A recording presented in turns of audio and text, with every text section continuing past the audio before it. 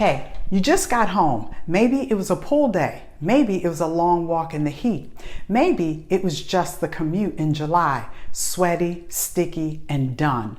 Whatever it was, what you do in the next 10 minutes determines whether your skin stays calm tonight or starts to spiral.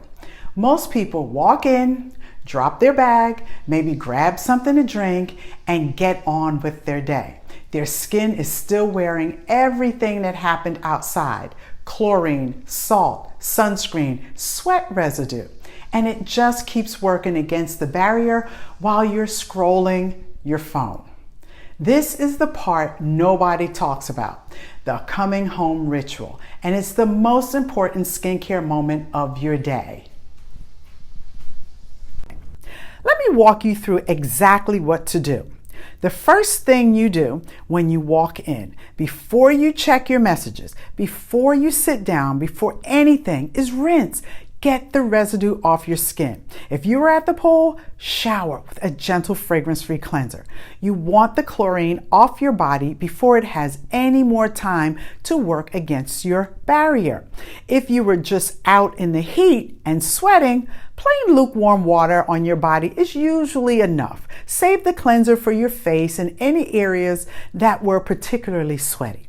And I want to be specific about the temperature. Lukewarm, not hot.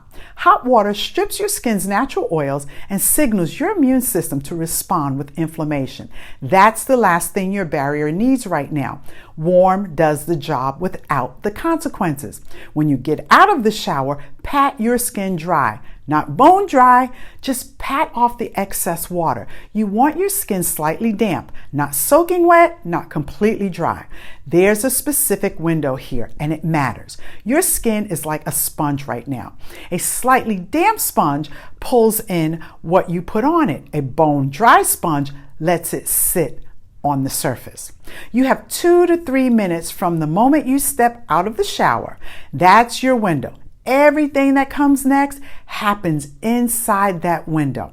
Within 2 to 3 minutes of patting dry, apply your barrier oil to damp skin. Start at your highest risk zones. For most people with eczema, that's the inner elbows, backs of knees, wrists, and neck. These are the places your barrier is most compromised. The places that flare shows up first, start there and work outward. Take your time with this. I know 10 minutes feels like a long time when you've gotten home and you have things to do, but this is the moment your skin has been waiting for all day. Give it what it needs. If you were at the pool specifically, your after routine has one addition before the oil. Rinse with fresh water the moment you get out of the pool, before you even towel off. Then shower with a gentle cleanser to clear the chlorine. Then pat to damp, then oil. That sequence, rinse, shower, damp, oil, is the pool day protocol in that order every time. After you've applied your oil and let it absorb, dress in natural fabrics. Cotton, hemp, linen, loose fitting. I know we talked about this in the before video, wearing natural fabrics before you go out. The same logic applies when you come home. You've just removed the residue from your skin and applied barrier support. The last thing you want is synthetic fabric, trapping anything against your skin while the oil is absorbing. Loose cotton is your skin's best friend right now. Let it breathe. Here's what I want you to understand about the coming home ritual. It's not complicated. It's not expensive. It doesn't require a medicine cabinet full of products. It requires 4 things: lukewarm water, a gentle cleanser, a good barrier oil, and natural fabric. And it requires consistency. A difference between eczema-prone skin that manages summer well and skin that flares constantly isn't usually the products. It's the habit around the products, the timing, the sequence, the daily commitment to giving your skin what it needs. Even when you're tired, even when you want to sit down.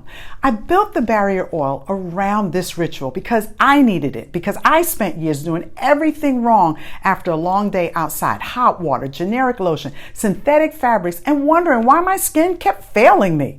It wasn't failing me. I just didn't have the information. Now you do.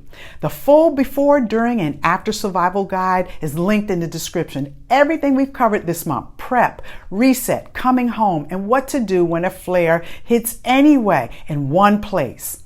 I will see you next week for the final video in the series.